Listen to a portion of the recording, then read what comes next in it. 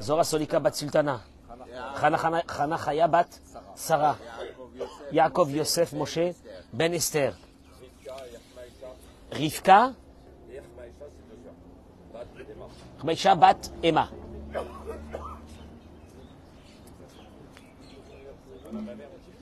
Shushan Purim Sameach. D'être nombreux comme ça ce matin, après tout ce qu'on a bu hier soir.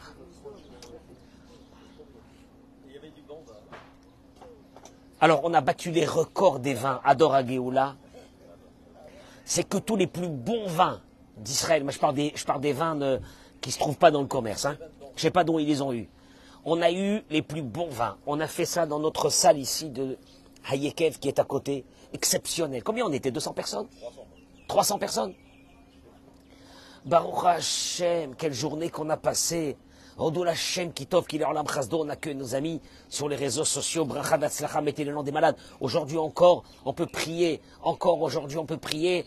Quand la pochette Yado Not Nimlo, il est écrit dans la halakha, tout celui qui tend sa main dans ces jours-là, on lui donne. Tout celui qui tend sa main. C'est-à-dire même nous, que nous tendons notre main, peut-être qu'on n'est pas méritant, mais on nous donne. On nous donne tout ce qu'on a besoin. C'est le moment aujourd'hui encore de prier, qu'Akadosh Baruch Hu, il exauce tous nos vœux. Be'ezrat Hashem, amen, Keni Ratzon. Je voudrais aborder avec vous ce matin, je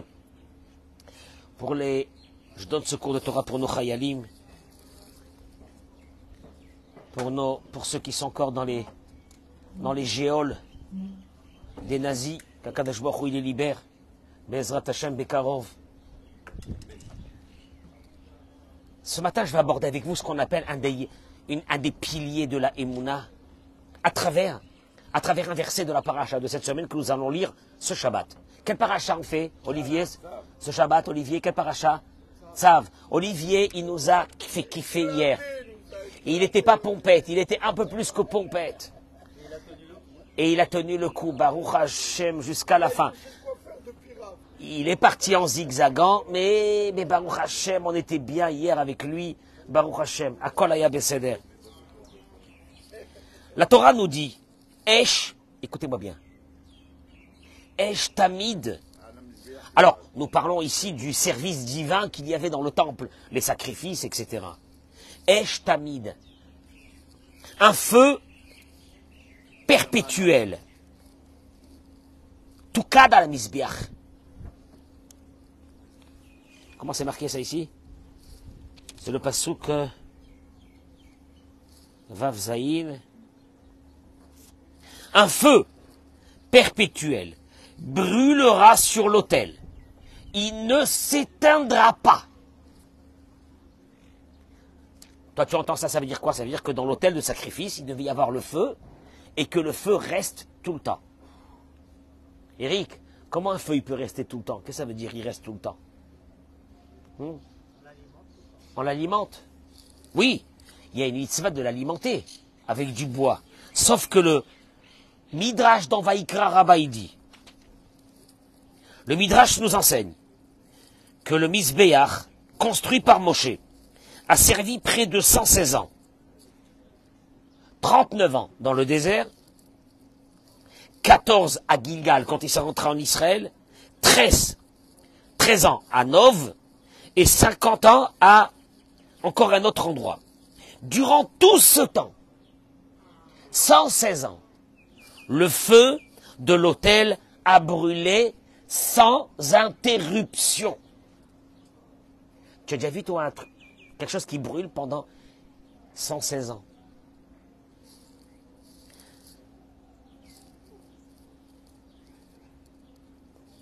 Malgré cela, le mince revêtement de cuivre n'a jamais fondu et sa structure en bois n'a pas été consumée. Il y avait quelques centimètres de cuivre et le reste était du bois qui avait été recouvert de cuivre. Ce feu, il était perpétuel. C'est-à-dire que quoi? Tu as raison de dire. On avait une obligation de l'alimenter, mais le feu, lui, avait été un feu qui est venu le premier jour de l'inauguration du temple, du Mishkan, et il va durer 116 ans. Mais nous, on avait une obligation de l'alimenter. Gérard, Je ne vais pas alimenter quelque chose qui de toute façon brûle. Il y a un feu du ciel. Tu m'entends, oui ou non? Alors pourquoi mettre du bois? Écoutez, vous allez voir l'enseignement qu'on apprend ici. Je ne suis pas en train de vous raconter l'histoire du misbéar, ça ne m'intéresse pas, moi. Moi, ce qui m'intéresse, c'est ce qu'on va voir ici tout de suite. Le Sefer HaChinuch, qui est le livre de base des lois de la Torah. Le Sefer HaChinuch ramène Mishor Shea Mitzvah. La racine de cette mitzvah, c'était quoi? Il y a une mitzvah ici. Il ne faut pas que le feu s'éteigne. Il faut l'alimenter. C'est quoi cette mitzvah? La racine de cette mitzvah. Yadoua Davar Etzel Kol Chacham. Il est connu chez tous les sages. Kinissim Gedolim. Asher Yaase Akel Libne Adam. Que les miracles que Dieu te fait à toi, toute ta vie. Yaase Otam Bederech Seter. Il est fait de façon cachée. Venir'im advarim ktsat ki'ilu hem bedarkei ateva. Dieu, quand il t'amène des miracles, il va te les amener avec une couverture naturelle. Afilu nes shel kriat yamsouf. Même le miracle de la mer qui s'est fendue pour laisser nos ancêtres passer. Shehayanes mefourash. C'était un vrai miracle. C'était un vrai miracle. Simon, c'est pas possible que la mer se fend au moment où les Juifs doivent passer. Pourtant, il est écrit Vayolech Adonai et Hayam beruach kadim aza kol halayla vayasem et ha'am lecharava vayivkiru hamaim. Qu'est-ce qui s'est passé avant, Eric? Il y a eu un vent. Il y a eu un vent. Toute la nuit. Et la mer s'est fendue. Bon. Toi, tu peux à ce moment-là dire, donc, Moïse, Moshe Rabbeinu, connaissait un phénomène naturel, que quand il va y avoir ce vent, la mer va s'ouvrir. Et Dieu dit à Moïse d'écrire ça dans la Torah. Que le miracle de la mer a été précédé par un vent. Pourquoi? Hervé, pourquoi?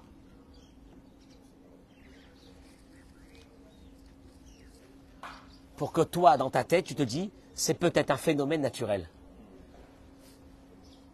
Tu entends? Dieu dit, je veux que ça peut être perçu comme un miracle, et ça peut être perçu comme un phénomène naturel. Il continue le Chinuch et il dit, Velachen tzivanu hakadosh baruch hu, lav'ir esh ala mizbeach. Il fait trop chaud, Sam? Ce matin, en arrivant ici, qu'est-ce qu'il y avait? La pluie. La pluie. Et j'ai dit à Eric, tu prépares les chaises. Parce qu'à 9h, il y aura le soleil. Et je vais t'expliquer, ce soleil, il est venu que pour mon cours.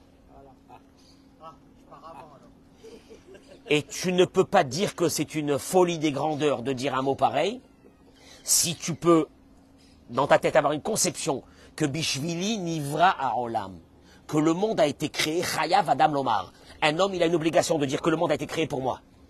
Oui, j'ai dit à Dieu, tous les matins, je t'en supplie, je veux le soleil.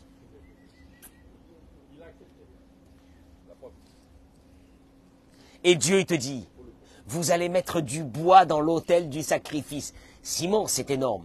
Vous allez mettre du bois. Qu'est-ce qu'on a besoin?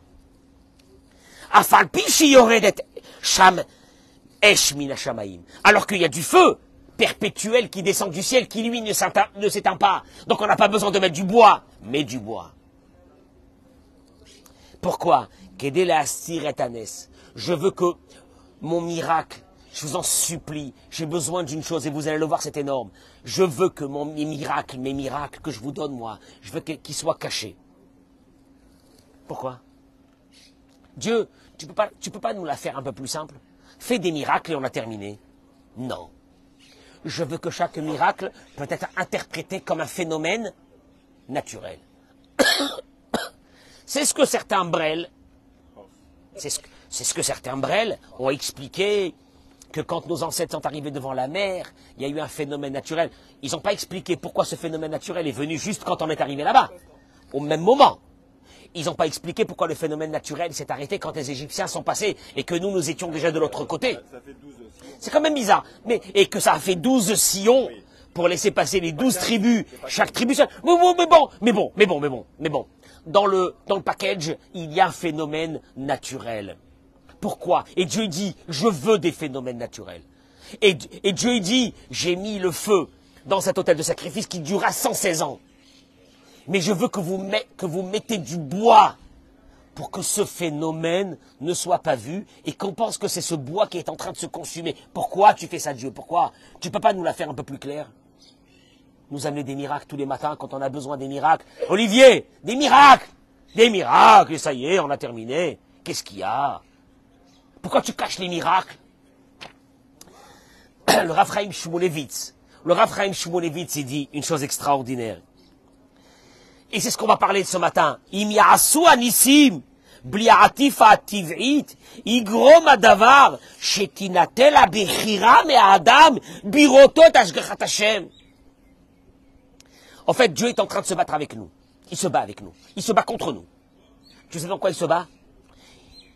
Dieu, il te dit, je suis obligé de te cacher ma main qui est forte, ma main qui est énorme, dans ta vie, dans les problèmes que tu vas passer dans ta vie. Je vais te cacher ma main. Tu sais pourquoi? Parce que si je te montre ma main, ton libre arbitre disparaîtra.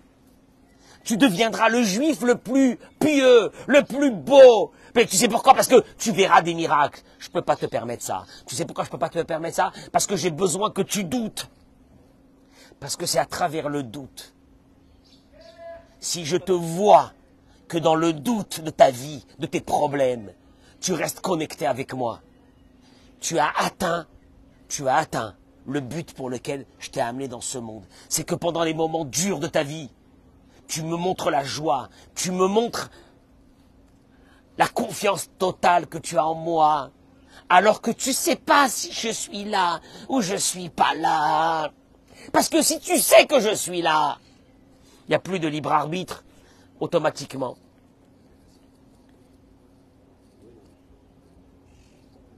Rav Chaim Shmulevitz a dit ça à la fin de la Shoah. Rav Chaim Shmulevitz a été celui qui a ramené la Torah en Israël. C'est celui qui a formé les maîtres de la génération qui sont venus après la Shoah, qui nous a amené la Torah dans ce pays. Il a dit une chose, il a dit, nous on a vécu la Shoah. On ne s'est jamais posé une question. Pourquoi les Russes avaient décidé, une dizaine d'années avant la Shoah, de construire une ligne ferroviaire qui va traverser la Russie, la Sibérie, pour aller jusqu'à la frontière de la Chine. Elle a coûté, cette ligne, des millions de vies humaines à cette époque, pour construire cette ligne transsibérienne. On ne s'est jamais posé la question pourquoi elle avait été construite. Qu'est-ce qu'ils avaient besoin à ce moment-là de construire cette ligne? C'était la folie des grandeurs des tsars et du parti communiste qu'il y avait à cette époque. Et il dit, vous n'êtes même pas rendu compte que nous, on s'est servi de cette ligne pour transporter dans ces wagons des milliers d'élèves. On les a fait passer toute la Sibérie. On les a amenés à Shanghai. La yeshiva de Mir est restée à Shanghai pendant toute la période de la Shoah pour monter après, et en Israël et aux États-Unis, et de reconstruire la Torah. Mais tout est caché. Tout est caché. Ta vie entière, elle est cachée. Et là, je voudrais juste dire une chose qui est extraordinaire. Extraordinaire, extraordinaire, extraordinaire.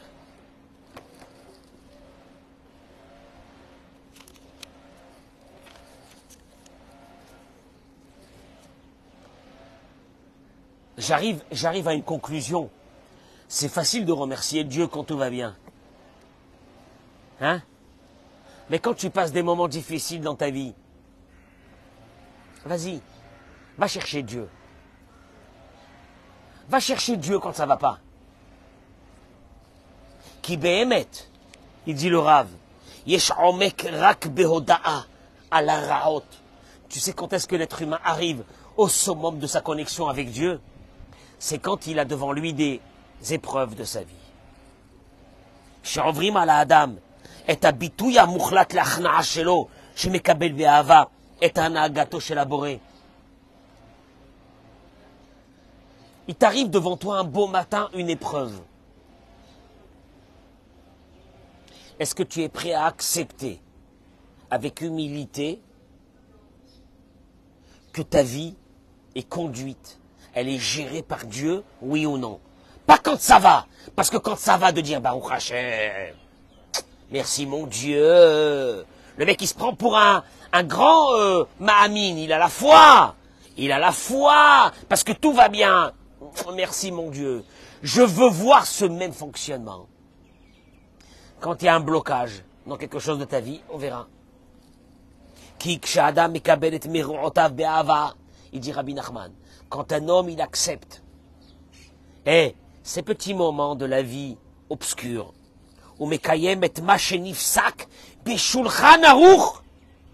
et il accomplit de façon claire ce qui est écrit dans le Shulchan Aruch. Alors là, le Shulchan Aruch, c'est pas Rabbi Nachman de Breslev, c'est pas le Rabbi de Lubavitch, c'est personne. C'est le Shulchan Aruch, Rabbi Yosef Karo. Qu'est-ce qu'il dit Rabbi Yosef Karo dans le Shulchan Aruch? Quand ça va pas? Pas quand ça va. Quand ça va pas? Non, ça va pas, ça va pas. Ça va pas. Ça va pas avec les enfants, ça va pas avec ça va pas le mazal, ça va pas la parnassa, ça va pas avec la femme, ça va pas avec ça va... Et des fois, tu te lèves un bon matin, et il y a la loi des séries. Et ça va pas dans beaucoup de choses. Et là, tu dis, ça y est. Alors là, c'est un acharnement du ciel. Là, il m'en veut, Dieu, il m'en veut. Le Shulchan Aruch, il dit, Chayav Adam, levarer, על הרעה בדעת שלמה ובנפש חפצה, כדברך שמברך בשמחה על הטובה. Il y a une obligation, chayav adam. Tu entends, hein? Shmuel, il y a une obligation. De dire à Kadosh Baruch Hu, Toda Rabba, quand ça va pas, de la même façon, de la même joie, de la même satisfaction que tu dis à Dieu merci beaucoup quand ça va. Pourquoi? Et c'est une halakha dans le Shulchan Aruch. Une halakha dans le Shulchan Aruch. Ma pshat. C'est pas du moussard, c'est un truc racidique, non. C'est une halakha. Une loi. Tu sais c'est quoi une loi? Comme tu me dis, tu peux pas mélanger le lait et la viande. Point. Tu peux faire cuire avec du lait, non. Tu peux manger du chametz à Pesach, non. Tu dois manger quoi? De la matzah, oui. Eh ben, il y a une loi dans la Torah. Tu dois remercier Dieu de la même façon que tu le remercies quand il y a ton chiffre d'affaires qui a explosé, comme celui que quand il y a un client qui t'a planté. Ah, j'aime pas ça. Chez Pirouche à Davar. Et là, on arrive à la présence divine qui est cachée. Comme cette présence divine qui est cachée dans cet hôtel de sacrifice. Quoi? Il te dit, je baisse ma tête devant toi, Dieu.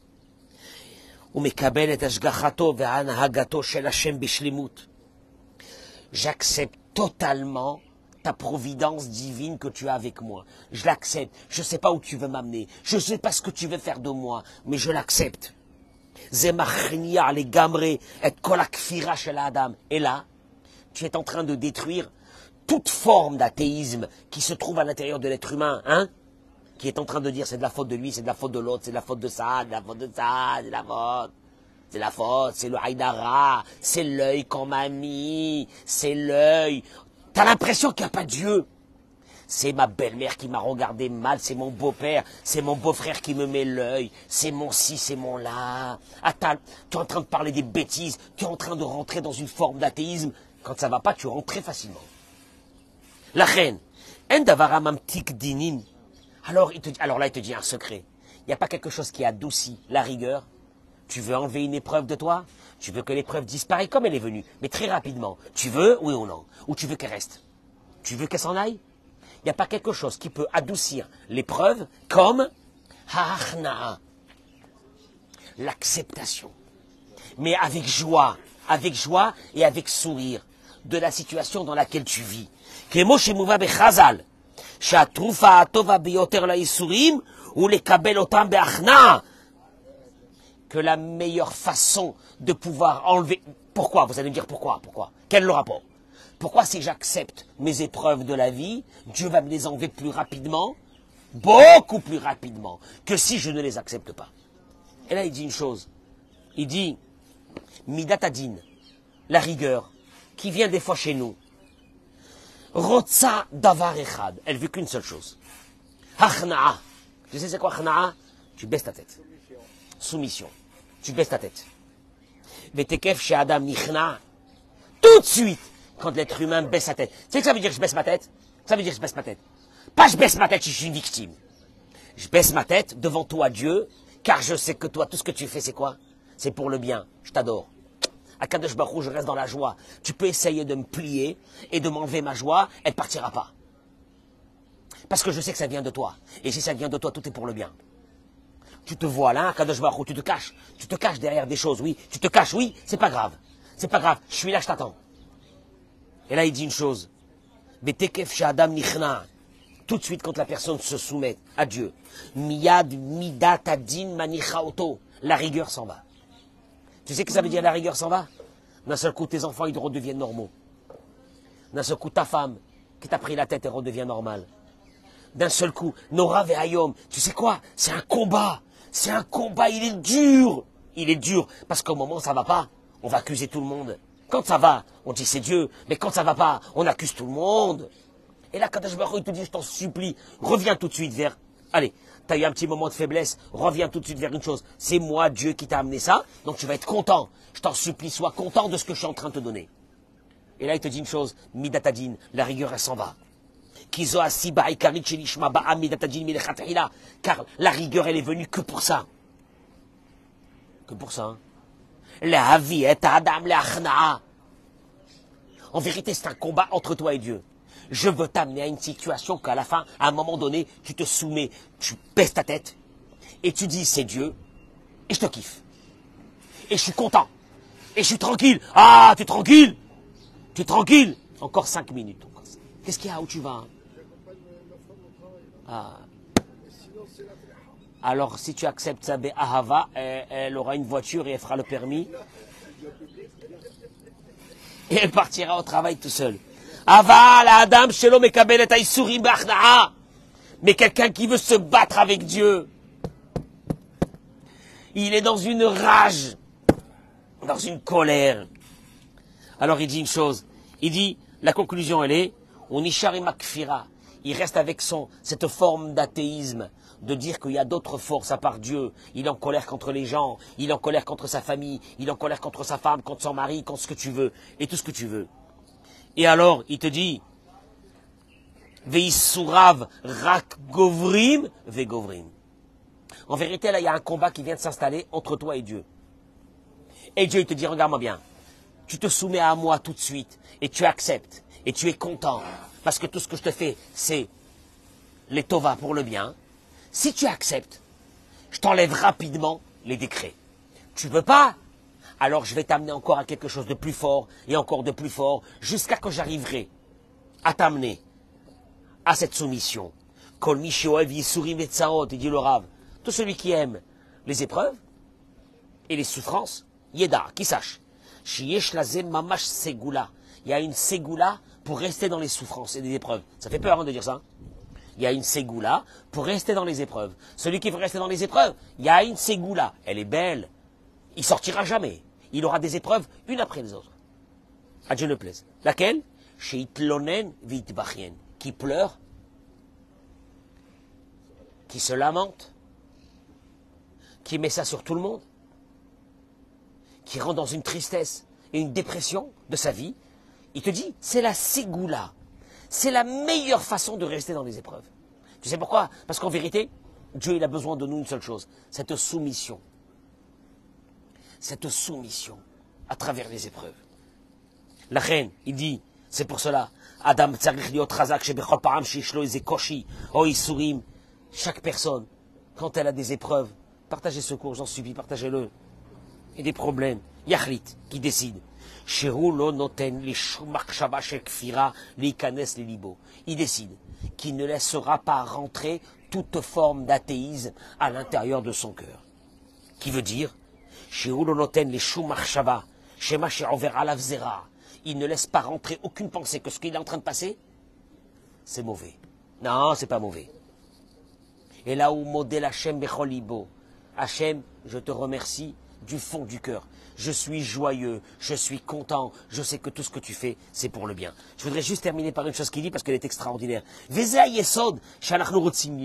il dit, au fait, c'est ça le point d'orgue de la vie d'un être humain que j'ai envie de vous enseigner. Il dit, Bishviliskot leimuna, pour arriver à avoir la foi, la émouna, tout tourne autour de la émouna, ta vie, tes enfants, ta parnassa, tout ce que tu veux, ta santé, autour de la émouna.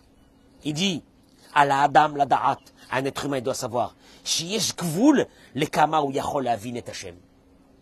Il faut que tu comprennes, il y a une limite à ce que tu peux comprendre de ce que Dieu fait avec toi. Parce que nous, on est toujours là en train de se dire, qu'est-ce que Dieu veut de moi? Qu'est-ce que Dieu fait avec moi? Il te dit, il y a une limite. Il y a beaucoup de choses dans ta vie qui vont t'échapper, qui ne sont pas dans tes mains. Et que toi, toute la journée, tu es en train de rechercher qu'est-ce que tu as fait de mal. Pourquoi tu as raté? Pourquoi tu as échoué? Qu'est-ce qui s'est passé? Sûrement c'est à cause de moi. Il te dit, il y a un moment donné qu'il y a une limite que tu ne peux pas passer.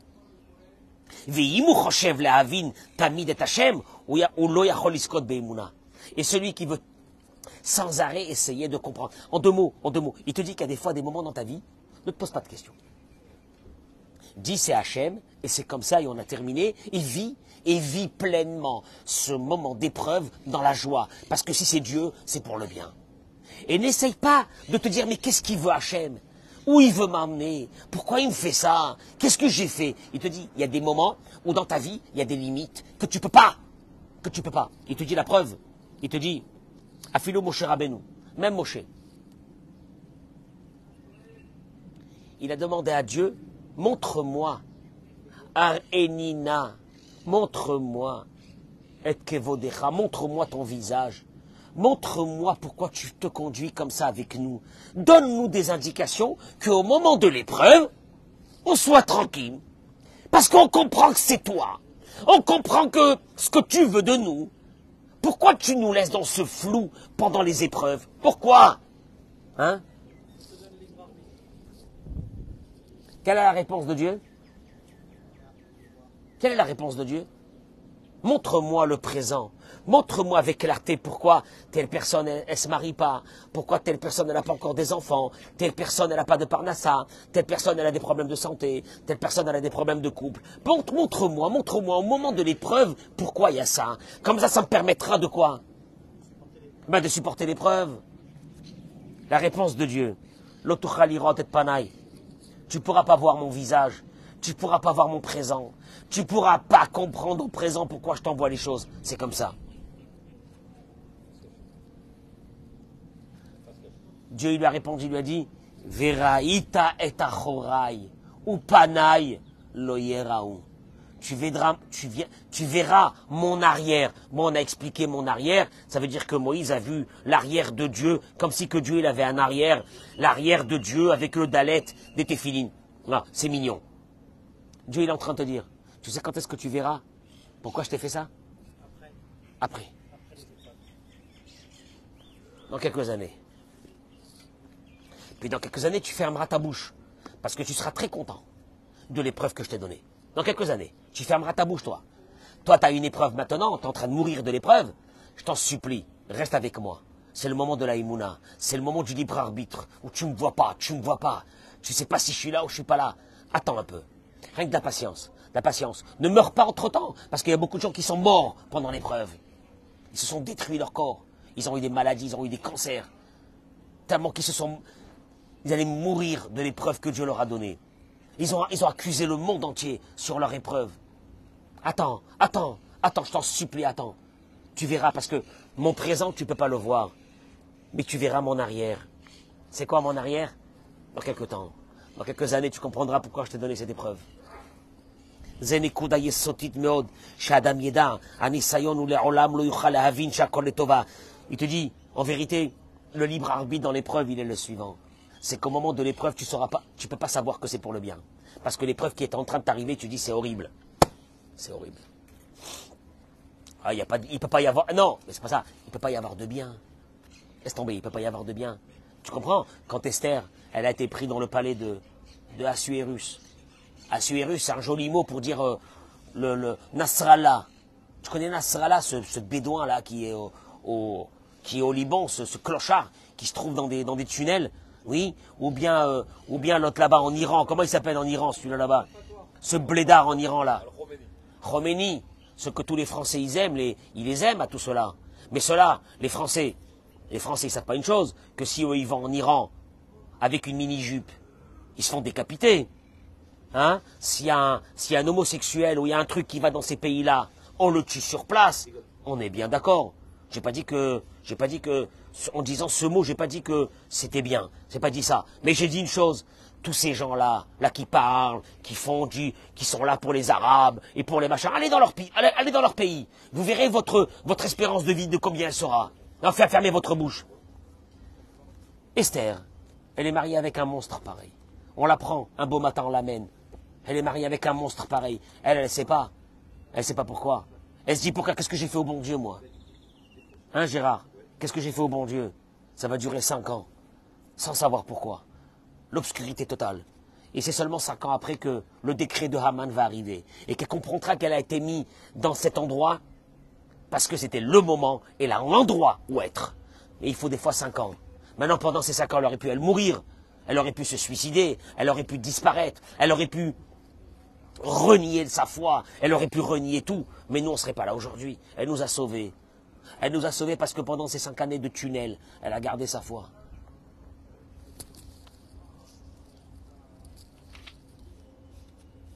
La reine, je termine avec ça. Adam, Tsarir, le Hagid, le Hatzmo, il y a une obligation de dire, chacun soi-même, Ani mevin chez le Tova. Je sais que c'est pour le bien. Ani roe chez Garoua Meod. Entre-temps, je vois que ce que je suis en train de passer, c'est une catastrophe. C'est pas assez bien. Non, c'est pas bien. Ce que je suis en train de passer, c'est une catastrophe. C'est un drame. Je sais que c'est pour le bien. Je sais que je suis en train de passer une catastrophe. Ani tzodek be-100% bema shani roeken. Et c'est vrai que ce que je suis en train de passer, c'est une catastrophe. Aval. Mais ani ma'amin she'akol letova. Pas ce que je suis en train de passer, c'est bien. Non. Ce que je suis en train de passer, c'est sûr que c'est pas bien.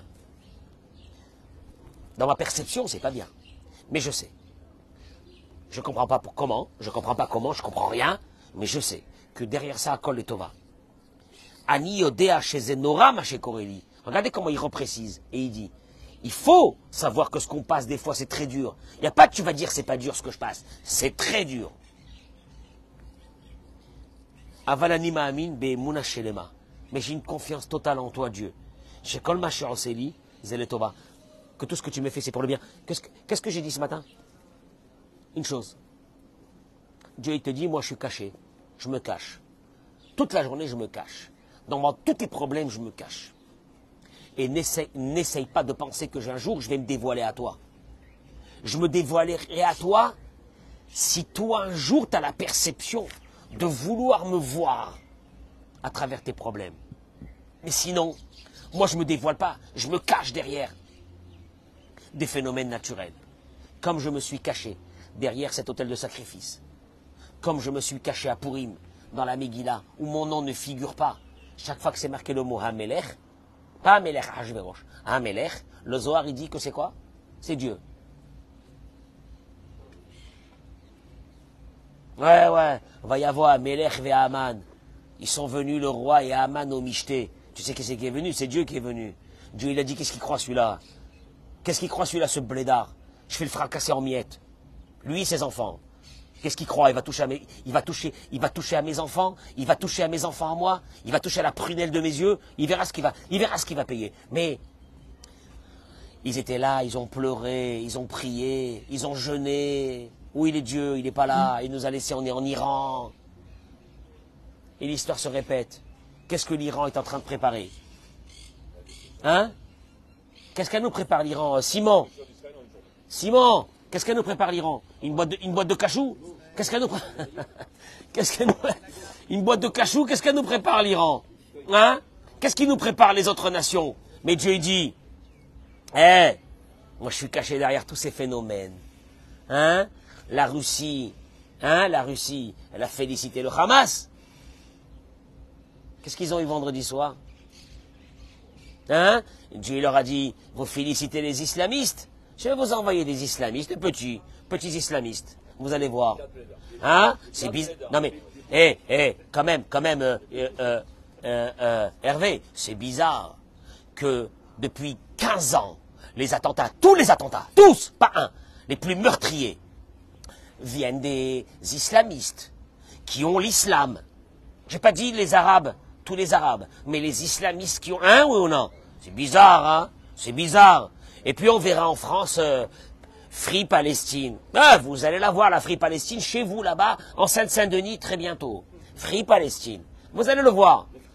Vous allez le voir, le Free Palestine. Mais Akadosh Baruch Hu, il gère le monde. Tout ça en fonction du peuple d'Israël. Alors maintenant, ceux qui prévoient déjà qu'ils ont fait des paris sur notre peuple, je vous conseille de retirer les paris parce que tous ceux qui ont fait des paris, ils ont perdu. Avec nous, ils ont perdu. Ils ont perdu. La preuve, c'est que toutes les nations du monde qui ont essayé de nous faire disparaître, ça fait très longtemps qu'ils ont disparu. C'est bizarre que le juif, avec son nez crochu, il est là.